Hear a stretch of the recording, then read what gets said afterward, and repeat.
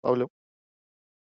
Okay. Bueno, buenos días a todos y bienvenidos a este webinar titulado Nuevas formas de liderazgo para el escenario actual del sector energético, los líderes transpersonales. Quien les habla, mi nombre es Pablo Ferragut, estoy a cargo del área de gestión sostenible de Arpel y voy a ser moderador de la sesión en el día de hoy. Es un placer para mí presentar hoy a nuestro disertante, John Knights, una eminencia en lo que refiere a coaching y liderazgo, con más de 20 años de experiencia en el mundo corporativo, en donde llegó a ocupar cargos de jerarquía, habiendo alcanzado la posición de VP de una empresa Fortune 500. Se ha desempeñado tanto en el sector energético como en otras áreas, también ha sido emprendedor en el área de sostenibilidad, para ya luego dedicarse a lo que de seguro lo apasiona y que sin dudas ha sido y es su propósito, ayudar a otras personas a ser mejores líderes. John es el autor principal del libro Leading Beyond Ego, Liderando más allá del ego, y nos trae hoy el concepto de líderes transpersonales. Como saben, el sector energético se encuentra en un momento de grandes transformaciones y cambios de paradigma, impulsados por el cambio climático, el avance tecnológico y la necesidad de seguir abasteciendo de energía asequible e impulsando el desarrollo en todas las regiones del globo. No solo el sector energético, sino que la revolución en las tecnologías de la información y las comunicaciones, así como otras transformaciones necesarias que estamos viendo a nivel social, están generando cambios profundos en nuestra forma de interactuar y de hacer negocios. Los cambios de paradigma requieren lógicamente un cambio de mindset, un cambio de chip y, por consiguiente, nuevas formas de liderar más flexibles, abiertas, inclusivas y conectadas con la sostenibilidad. John nos obligará hoy a realizar una introspección, a pensar en nuestros propósitos, en nuestras motivaciones y, en definitiva, cómo podemos ser mejores líderes en estos tiempos de cambio. Sin más introducción, voy a realizar un par de comentarios sobre la dinámica de la sesión para luego sí ya darle la palabra a John Knights. John, bueno, procederá a hacer su presentación ahora, la cual tendrá una duración aproximada de 30 minutos. Durante la misma se estarán realizando algunas encuestas dinámicas. Las mismas aparecerán en su pantalla y deberán votar la respuesta simplemente haciendo clic en el casillero correspondiente en su pantalla. El tiempo para contestar será de aproximadamente 30 segundos y luego de eso podrán ver los resultados en la pantalla. Dichas encuestas son simplemente un insumo para la charla que John estará dando, así que agradecemos contestarlas, ya que no tienen más uso que ese. Por otra parte, luego de la charla dejaremos un espacio para algunas preguntas. Agradecemos que las mismas nos las envíen por la pestaña de preguntas y no por la herramienta de chat en la aplicación. Ustedes van a poder ver un espacio que dice preguntas, las realizan por ahí, seleccionaremos algunas de ellas y el resto será luego contestada por John vía correo electrónico en la medida de lo posible en los tiempos que eso lleve. Bueno, voy a pasar al inglés simplemente para darle la bienvenida a John Knights. John, welcome and thank you for accepting this invitation. I did the introduction. I've said a lot of nice things about you, so now the floor is yours. Okay, thank you very much. It's an honor to be here and have an opportunity to speak to your members. So this is a very exciting time. What I'd like to do briefly to start with is explain what transpersonal leadership is, and then again briefly why it's important, particularly to the energy sector. And then I'll spend the rest of the time explaining how one can develop as a transpersonal leader. So hopefully you can see my screen now. So first of all, let me explain just briefly what transpersonal leadership is. It's a mixture of three intelligences: rational intelligence, emotional intelligence, and spiritual intelligence. Rational intelligence is where we work on our business skills, our vision, our strategy, our structures, and our processes. Emotional intelligence is where we are thinking about our behaviors and how we control our emotions and how we relate to other people. And spiritual intelligence, which has nothing to do with religion or mysticism or anything like that, is about how we bring our values to a higher level of consciousness. So when we combine rational intelligence and emotional intelligence, that's when we get an enhancing performance. basically through engagement of people. When we combine rational intelligence and spiritual intelligence, that's where the ethics come from, becoming ethical. And then when we combine spiritual intelligence and emotional intelligence, that's where the caring, the kindness, and the sustainability come from. And basically, transpersonal leadership is that little red triangle in the middle. Transpersonal leaders, and this is the only time I'm going to read what's on the board, if you like, transpersonal leaders operate beyond their ego. They continue personal development and learning. They're radical, ethical, and authentic, while emotionally intelligent and caring. They create performance-enhancing and sustainable cultures. So as we all know, we're in a rapidly changing world.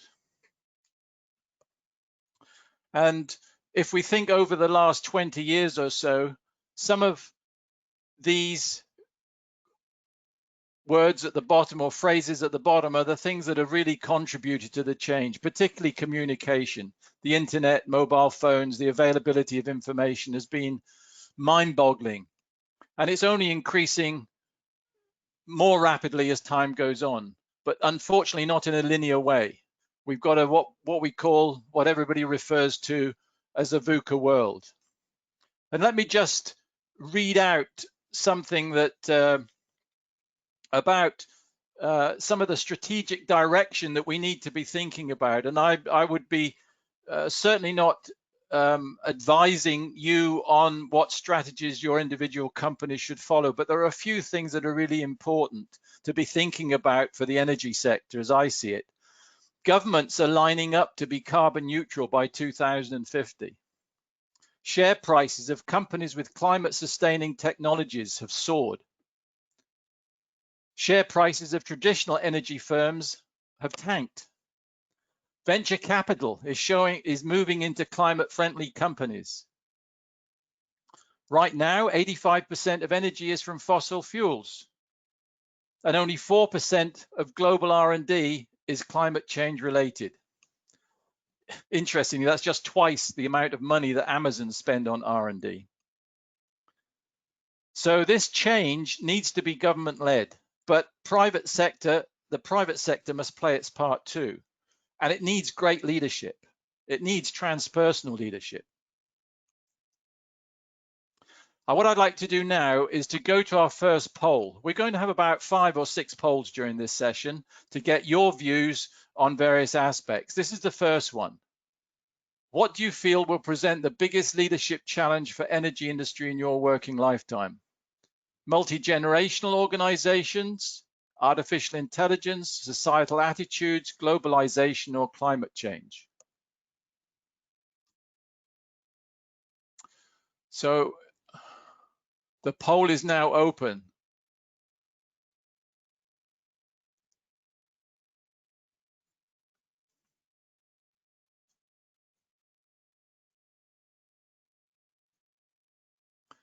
We keep the poll open for about a minute while you all vote.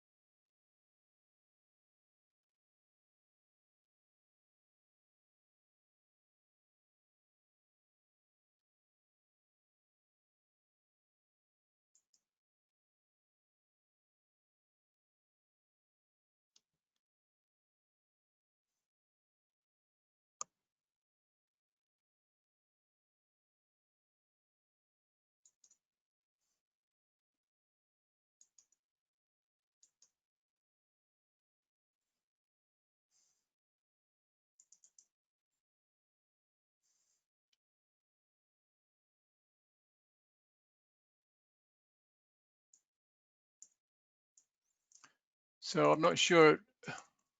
John, I will tell you the results. Yeah, I can't read it, I'm afraid. So, yeah. Multi-generational organizations, 21%, artificial intelligence, 15%, societal attitudes, 18%, globalization, 7%, and climate change, 40%. Okay, so that's clear, isn't it? Climate change is the big thing that's going to present the difference for the energy industry. Not a surprise, but very clear. And so I think that just adds to what I was saying before about the direction of things. So let's move on. So one of the things we first need to think about is this, something that was said by Leo Tolstoy in the 19th century. Everyone thinks of changing the world, but no one thinks of changing themselves. And this is very true of many leaders. Where we need to start, if we're going to change the world, which we need to do, we have to start with changing ourselves. And that's where transpersonal leadership comes in. I'm just going to show you briefly the journey that we take as a transpersonal leader. If we start on the left-hand side, we can see that we start with business and organizational skills, strategic thinking, vision, and direction. Most leaders have these things in spades if they're worth their salt. But what is more important as we go forward in this new fast-changing world is behaviors and leadership styles. It's about creating a performance-enhancing culture. How do we do that? Not all leaders are equipped to do that. And to do that, a leader must become very emotionally aware as well as being robust. And going to the advanced stage where we need to focus on values, ethics, and judgment, which is, again, going to be critical if we're going to get the trust of the people, not only who work with us, but work with all our stakeholders. And we need to look beyond our own ego, beyond what is good for us, for the greater good, and embedding that ethical culture. And that creates leaders who are radically and ethically authentic. And this is the transpersonal leadership that we need for the future. Looking at it in a slightly different way, these are the steps that we take on the journey to transpersonal leadership. There are 7 steps in the intermediate journey, and there's 10 steps in the advanced journey. And normally in a program for senior leaders, this will take between a year and 18 months. So let's see, what do we get in this intermediate level? First of all, we concentrate on raising awareness. Really important to understand ourselves better, to understand other people better. We need to learn to manage our emotions. We need to improve our leadership styles, our range of leadership styles, and create a performance-enhancing culture. And the outcome is we get sustained performance improvement. However, this intermediate level is not enough by itself, because with emotional intelligence, people can still be and sometimes are very manipulative. We want to exclude that. And the only way to do that is by improving people's consciousness and raising values to full consciousness, and managing the ego, improving judgment and decision making, and creating ethical cultures. In that way, we create a radical, ethical, authentic leader that's for the greater good. And this must be our focus. So let's look in a little bit more detail at the intermediate level. The first thing is awareness. Let's look at ourselves in the mirror. Basically, we were born the same as a baby from the Stone Age. It's only our environment since we were born that creates us into a different person today than we would have done then, where we were just in survival mode.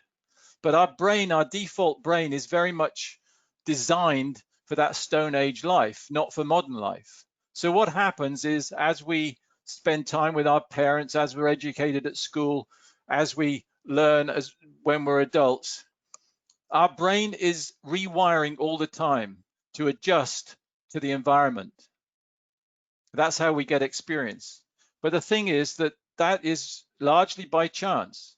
You know, who your parents are, where you managed to go to school, which country you're born in, where you managed to get a job. etc., etc.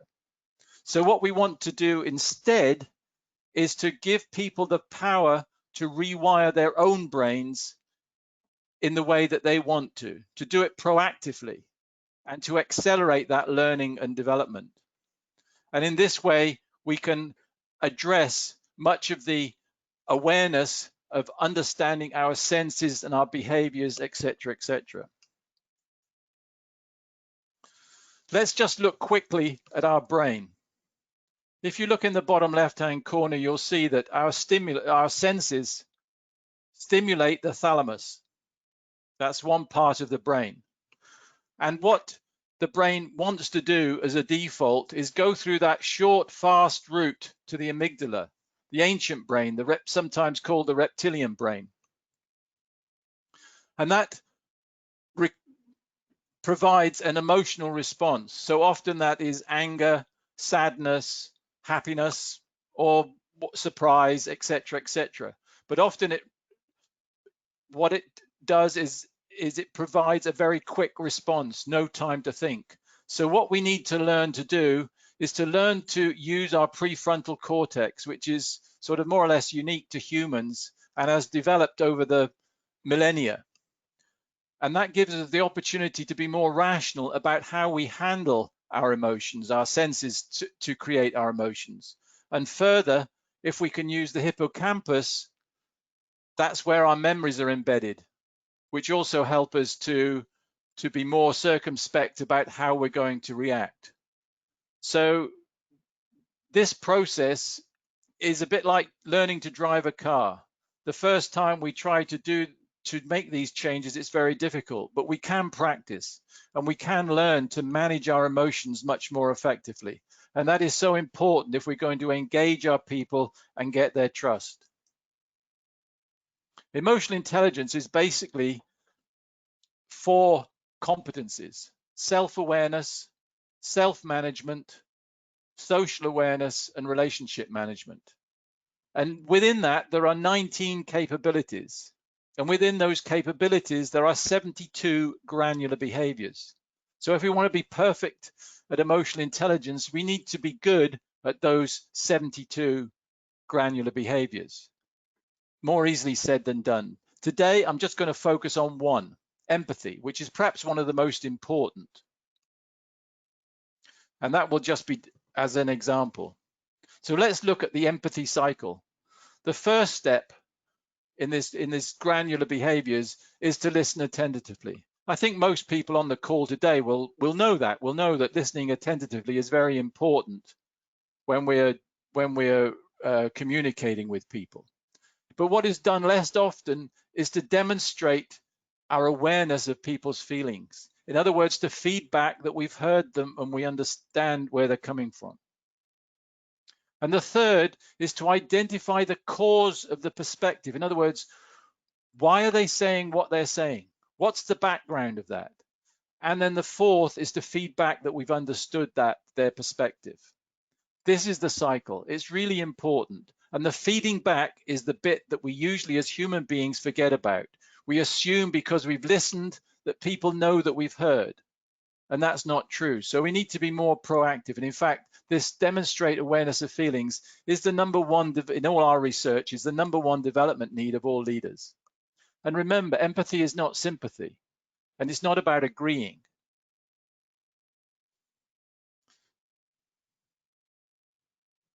It's about understanding. So that's just one of the 19 capabilities. Now let's move on to leadership styles.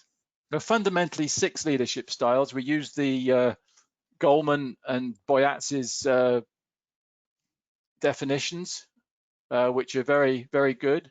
Now the reality is that in the private sector and in the public sector, the most common leadership styles are the commanding and the pace setting.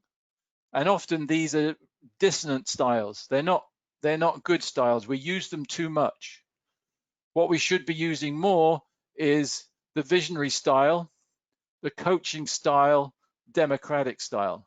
When I say democratic style, I don't mean one person, one vote, as they're doing in America today, but I mean giving people a voice, letting them be heard, letting them feel that they've been heard. Now, most of us are good naturally at one style. Some people are good at 2 styles. Very few people are naturally good at all 6 styles. But if you're going to be a great leader, you need to be good at those 6 styles. And the only way to learn to be good at those 6 styles is by learning the granular behaviors that relate to each style. There's usually about between 12 and 16 granular behaviors that relate to each style. We don't have time to go through that today, but there'll be plenty of opportunity to follow up on that. So this is a key thing. Learn not only to use these styles, but also when to use these styles. Very important. And then from the styles, the leadership styles, we have to create the performance enhancing culture. As a leader, we need to create the climate. That's being the role model. That's setting the scene, showing the values, doing what you say you'll do. And getting the employees to see that what is expected, and through that they create the culture and the organizational performance. And one of the key things here is about getting engagement. And the way we get the organizational performance through the culture is by people providing discretionary effort. That's the key. That's the key to engagement. How do you get people to provide discretionary effort? In other words, they do more than they have to do because they want to, because they feel they belong. That is a key to leadership. And the coaching style is really critical for that. If we look at culture, we split this into 4 parameters: power, structure, achievement, support. This, based on all our research, is what is ideal. People want to focus on achievement and second, support, with much less power and structure. The problem is that in our current organizations today, power is usually the number 1 parameter, the highest, structure number 2, and followed by achievement and then support. So we need to change this around. How do we lower power, lower structure, increase achievement, and increase support? That's the secret to improving our cultures. So now let's move on to the advanced level. This is what we've created, this 8 integral competencies of leadership, which is the complete picture of what leadership is about. But in the advanced level, we focus on the spiritual intelligence, personal conscience, and self-determination. Personal conscience is about who I am.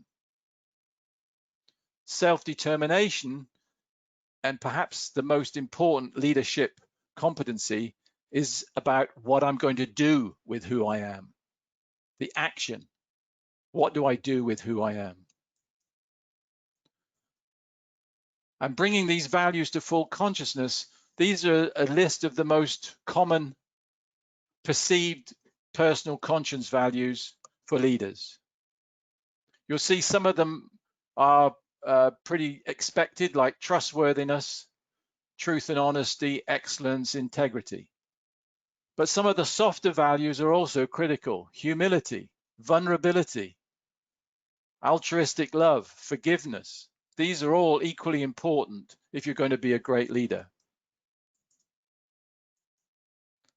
And the self-determination values. This is what we do with who we are. These are important.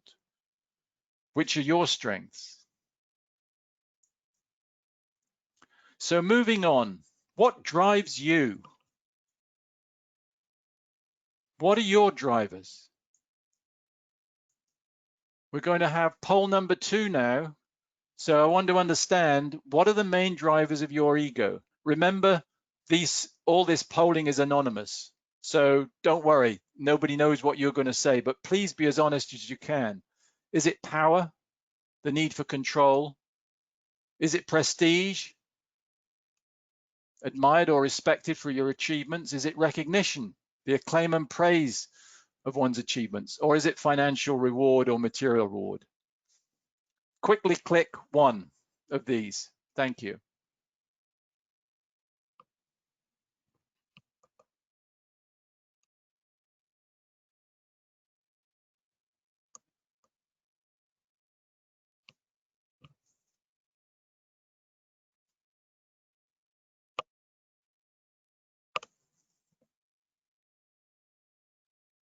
Just a few more seconds.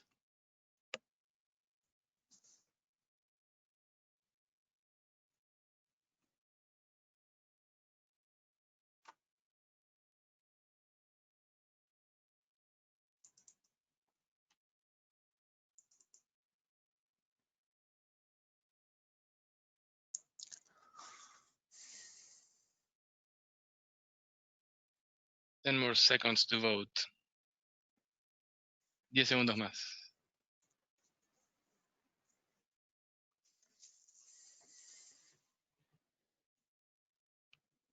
Well, the results shown: power, Okay. 10%, prestige, 30%, recognition, 47%, and reward, 14%. So that's really interesting. Amongst the audience here, we've got a situation that where power and reward, which are the typical, score the highest. That prestige and recognition are the most popular here. And I think it's first of all very important that we identify which are the ones that are important for us. And I must say that during my career, it's probably changed. In the beginning, when I was younger, it might have been reward, and then it moved to power, and now it's probably recognition. But what's important is that we're aware of what is driving our ego. There's nothing wrong with having an ego in itself, but unless we are aware of what drives it, we can't manage it.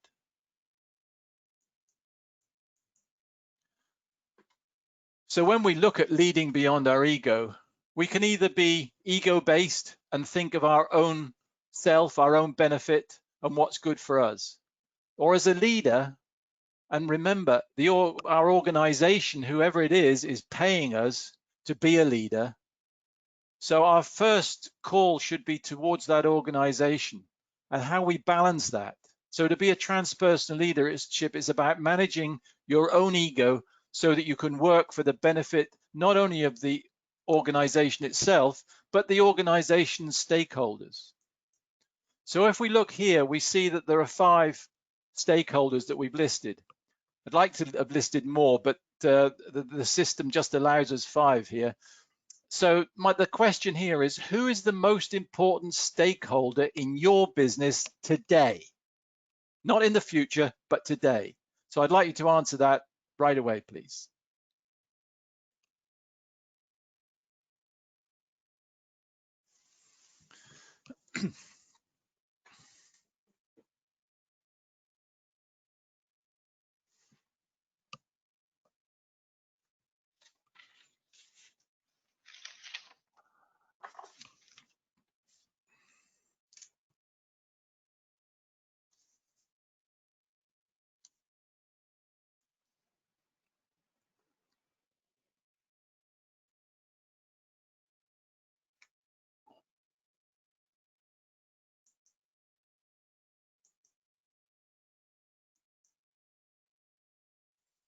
$20 seconds to go.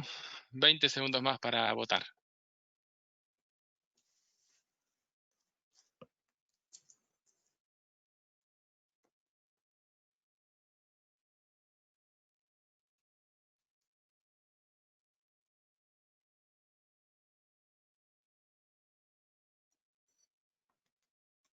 John, the results. Yeah. Shareholders, 21%, senior executives, 10%, staff employees, 23%, the planet community, 21%, and customers, 25%. Customers, 25%. So apart from senior executives, that's pretty equal across the board. So before I comment too much, let's look at the next poll, which you're going to do right away, which is who needs to be the most important stakeholder in your business for success in the future? So now we're looking forward in the future. Which which is the stakeholder that is the most important for success in the future? Okay, shall we start, please?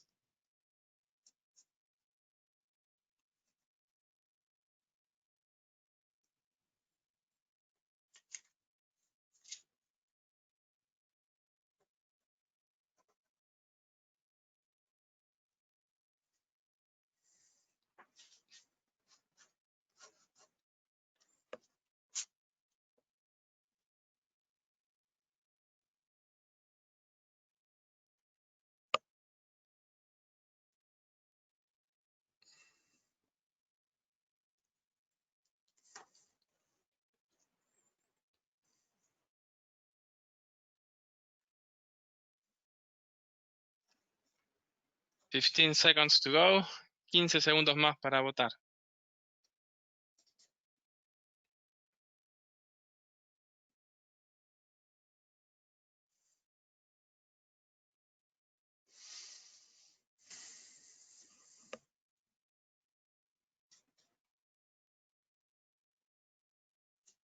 Well, the results: shareholders 5%, senior executives 5%, staff employees 18%, customers 26%, and the planet community 46%. It looks like we have to rewire, Sean. Absolutely. Well, nothing. We couldn't have. As long as we're not doing fake news, I think that that poll just tells its own story, doesn't it?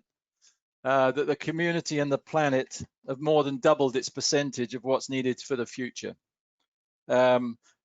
Customers stay about the same, which is good. Staff and employees go down slightly as a percentage, and the ones that are really hit is the shareholders, from 21 to 5%. So that's a message for that's really a message for everybody. Okay, let's move on. I want to get now to judgment and decision making. One of the things that we are brought up to do is to think rationally and logically.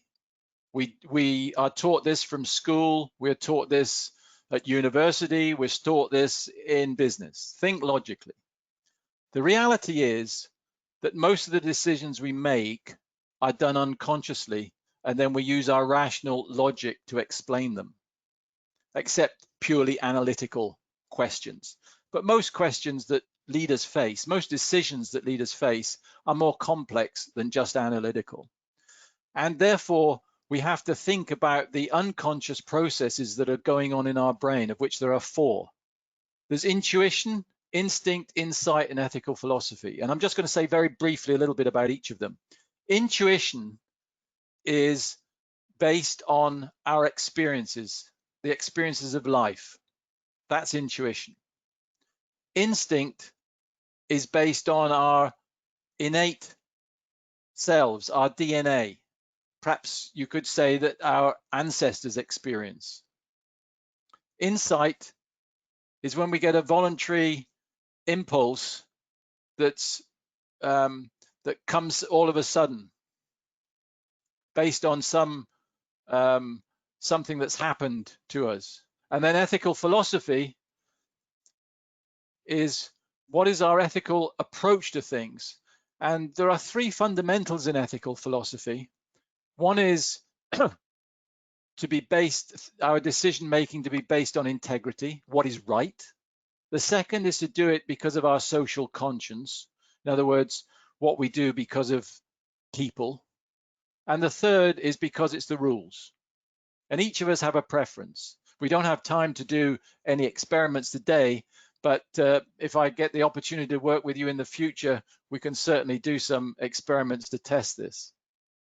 But the important thing here is that most of our decision making is subconscious. We need to bring this to a higher level of consciousness so we understand fundamentally the cause of our decision making. That will make our decisions much better and enable us to use our rational logic much more effectively, rather than doing everything in a subconscious or unconscious zone. One of the final things I want to mention is purpose. To be a leader, we have to have purpose. And our purpose has to be aligned with our organization if it's to be effective, if we can be ethical, if we can be honest, if we can have integrity. So if our purpose is not aligned with that of the organization, then we have basically two options if we're going to be transpersonal. One is to help that organization to change its purpose, or the second is to go somewhere else where your purpose is aligned, or to continue and to be unhappy. And purpose is at the pinnacle. We've gone through the behaviors, we've gone through beliefs and values, we've gone through who am I, but this is the purpose, why. So just look at this for a moment. Check against this where your purpose is. I have a broader reason for my actions than the actions themselves. Maybe give yourself a score from 1 to 5 according to this scale here. The direction I take is consistent with my values. I think strategically about my life and what is to be achieved for the greater good. I understand my goals in life and the purpose it represents. We're going to be, this is being recorded and will be put up on YouTube, so you'll be able to revisit this again if you're interested in doing so. So this is poll number 4. Do you have a purpose? Please answer whichever fits where you are in your life and your thinking. Thank you.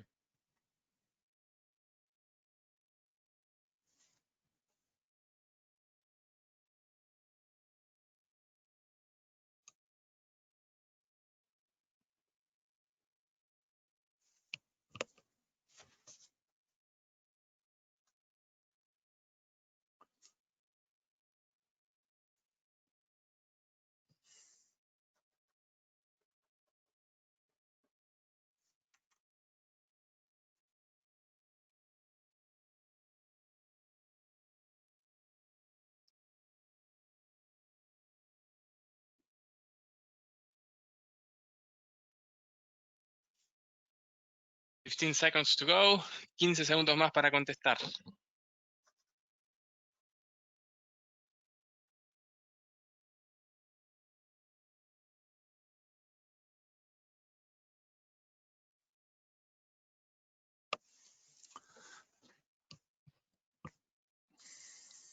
Well, the answers, John. I have clearly defined a purpose for myself, 38%. I have a purpose, but not clearly defined, 36%. I know I need to develop a purpose, 19%. I have never thought about developing a purpose, 4%. And I think developing a purpose is pointless, 3%. Okay. All right. Well, that's interesting. I think we've got a self-selecting audience here because usually the percentage, those first two are usually lower than that when we look at the a broader base. So that's very good. I'd certainly like to speak to the 3% at some point in time and understand why they think it's pointless, because their voice should be heard as well. Okay, let's move on.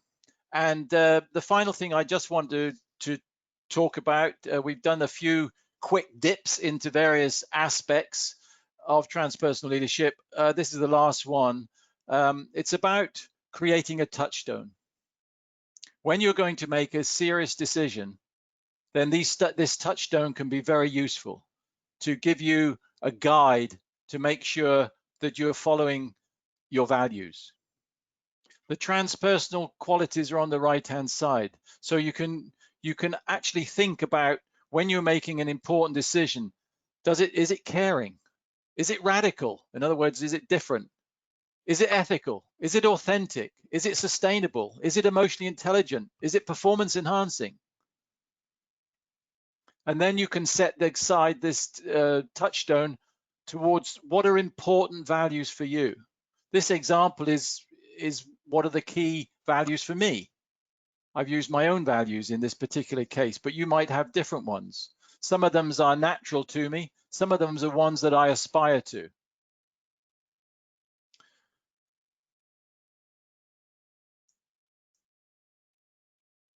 So as we end this session, I'd just like to remind you of Professor Dumbledore of Harry Potter fame. It is our choices that show us what we truly are, far more than our abilities. And that is so true. So for our last poll, I just want to, or we just want to find out, what is the age balance of this audience? Thank you. Well, thank you, Sean. And while people is answering this final poll, well, I'm going to ask you some questions that people is asking via the system, and I would like to invite people to ask more questions, and maybe we cannot address them now, but well, John is going to make time and answer them via email.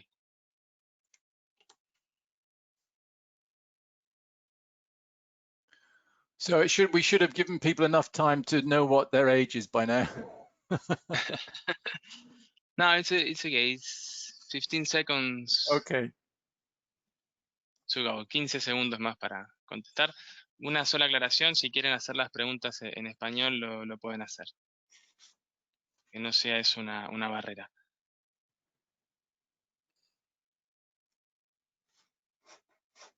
Well, the answer, John, between 20 and 30, 3%. 31 and 40, 26%. 41 and 50, 40%. 51 and 60, 15%, and more than 61, 17%. Okay.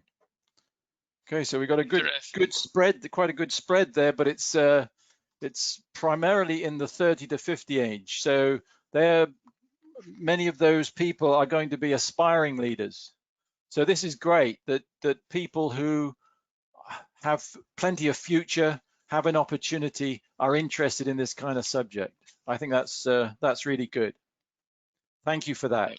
So just on the final slide then, which I'll leave up while we answer questions if you like. I just mentioned that if you're really interested in this subject, then Leading Beyond the Ego is available on Amazon in a Kindle version as well as a soft copy. There are a live podcast that you can go to get more information about various topics, and we have a number of white papers. The links, if you don't have time to take down the links now, they'll be available when the recording is available. And if you want to contact me, then probably the easiest way is on LinkedIn. I'd love to connect with all of you. Thank you. That's it. If people wants to reach you, you are available there. Here is the contact. Well, yeah. Let's do some questions. The first thing is you talked a lot about rewiring, and that people and leaders need to have a purpose. So what about organizations? They need to rewire, they need a purpose. How do they should train their own and future leaders? We have 15 minutes for questions, so I'm going to ask 2 or 3 more questions from the audience. Well, a number of our clients will provide for their either current top leaders or their next level of leaders to go through a program where they learn to raise their awareness. And this can either be done on a one-to-one basis, or it can be done in a cohort. And of course, in today's world where we have to do everything pretty much remotely, we've been working remotely for, I don't know, 7 or 8 years. And in fact, 80% of our business was remote last year before COVID. So it's in sort of, I would say that the rewiring the brain is done in 4 stages. First of all, it's about getting content. It's about getting some content, knowing what you need to do. And then the second stage is discussing it, either through a coaching or a facilitation exercise to discuss what your issues are, what the difficulties are, and so on and so forth. And that can include some assessments as well. And then the third thing is practicing in the workplace. It's not all about lectures and taking advice from people who've been through it before, but it's about practicing. It's like learning to drive a car. And so when you've practiced, then you come back and then you discuss not what you succeeded in doing, but what you learned. And then you learn more and you go back. So it's very much about going through that cycle of getting a little bit of knowledge, discussing it, reflecting on it, practicing it, reflecting on it again. That's the methodology. And we do that for each of the 17 steps. So I hope that gives an idea of how we go about it. Okay, just another question on this line. What are the most common barriers you have found during your journey to convince current leadership that this is the best way of training? Okay, so some of there's a couple of barriers. One is that when leaders get to the top of the organizations, they kind of, in one way, they're in a comfort zone. They want to maintain the status quo. They don't want to change. It may be because they think they're smart enough to get there, so they can be smart enough to stay there. But in my experience, more leaders are good at getting to the top, in other words, knowing how to get to the top, than they are when they actually get there. So we have to change the system in order to make sure that we identify the future leaders who are the right type of person. And the first thing we should be looking at are values, not experience and qualifications, which are important, but they're not as important as values. If people don't have the right values, they shouldn't get on the ladder. That's the way of the future. And so that's one of the biggest barriers. The other real barrier is inner self-confidence. There are many people who have a lot of capability to be good leaders, but they just don't have the self-confidence. And there are many ways to help people to gain that self-confidence. Okay, let's put a gender perspective on transpersonal leadership. Yes. So, do you feel that women are better transpersonal leaders? Okay, that's there's another one on this line that says something like this. It says that many of the characteristics you mentioned are common in women.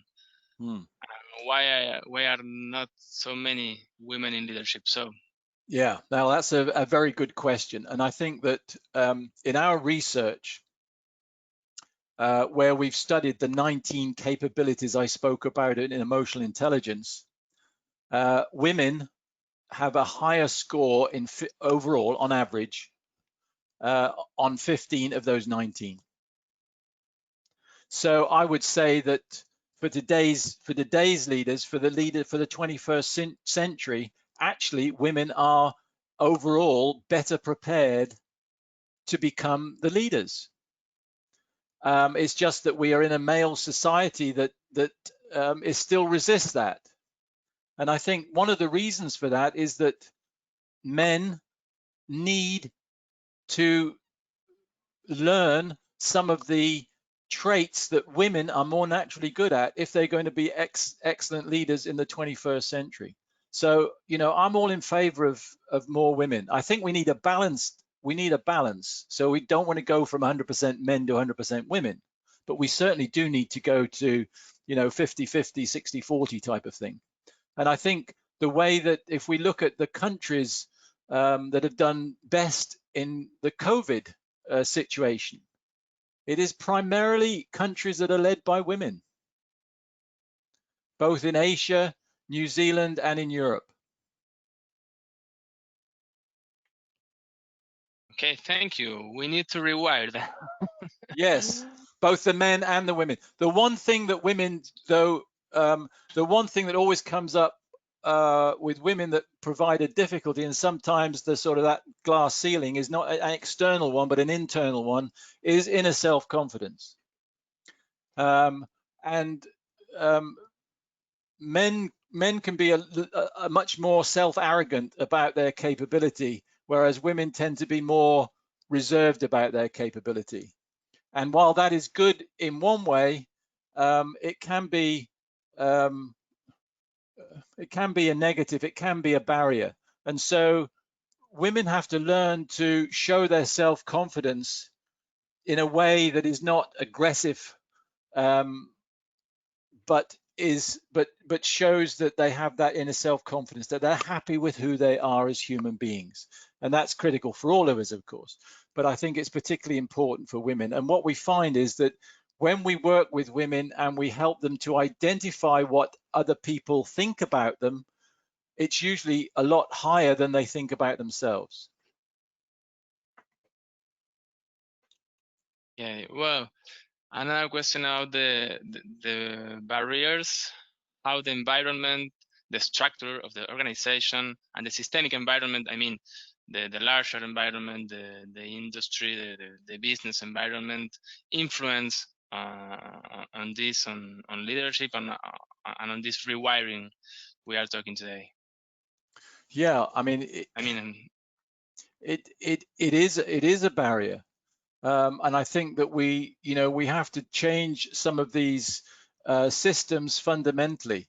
And I think it's not I mean, our focus at Leadership at the moment has, or up until now, has been primarily about developing individual leaders in organizations. But I think that if we're going to change the system, then we have to bring this kind of leadership development, first of all, into the universities. I mean, every student studying should learn some of this stuff. It's not rocket science, but it's not done.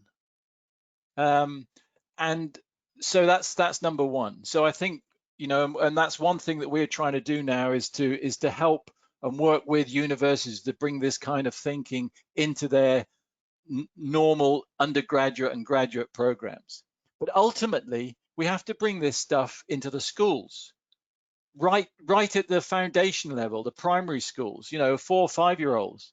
They have not at the same level of complication, of course, but focusing on social skills, community, values, and they should be an emotional intelligence, and they should be at the same level of importance, in my view, as reading and writing and arithmetic. And then we can start to change the system long term. But that's a generation's work. Okay, maybe the challenge for our and the next generation. One last question, and I will apologize with all the people that ask lots of questions that cannot be answered today, but well, this is what will be the necessary characteristics for a good leader within the energy industry now, and how are these characteristics being evolving during time? Oh wow, that's a a very difficult question. That's question, difficult but, one. I mean, I think that the most important thing at this point in time, I think, has to be vision. They have to see how the world is changing, and they have to set a direction, whatever organization they're in. It's not about, first of all, what you do tomorrow in the short term, although that's important. It's about seeing about where the world's going and where your organization could be in 20 years' time, and then working backwards, and then engaging with your staff, with all your people. Get them involved in providing the solution. Don't think that you, as the leader or as a leader, should have all the answers. You don't have all the answers. It doesn't even matter if you don't have any of the answers. What is important for a visionary leader is to be able to collect all the input, all the ideas, and then get the people behind it and get them involved. And that way, you will not only get the belief and you'll get the people to stay with you because they will feel they belong, but they will also put in that discretionary effort to enable you to reach those longer-term goals. Okay, well, thank you, John. We don't have more time for any questions, so I apologize again. We are going to answer them via email. Sure. Thank you for your time, for your excellent webinar. There is a lot to learn, a lot to rewire, a lot of things that we have to think about. And I think that the final thing you said, we have to think where we as an industry, in particular the oil and gas industry and oil and gas companies, want to be in 20 years, and how to reach that, engaging people and finding the best leaders and putting the focus on values Yeah. and And we have sustainability. to So, cooperate. We have to cooperate. We have to start stopping thinking too much about being competitive, but cooperate. How can we work together? That's going to help us to find the solutions too, I think. okay, well, there too much things to continue speaking. We have no more time. Thank you again, John. Thank you You're to very all the welcome. audience. Thank you. Gracias Thank you. a toda la audiencia. Y bueno, supongo que vamos a tener más oportunidades como esta de hablar más de liderazgo y de otras cosas no tan concentradas en la energía, en el sector energético como la planificación energética, el negocio, sino en el liderazgo y las habilidades blandas que se necesitan para lograr tener empresas exitosas. Así que nuevamente muchas gracias a todos, muchas gracias a John. Thank you, John. Thank you. Thank See you. you. Thank you. Bye-bye. Bye bye.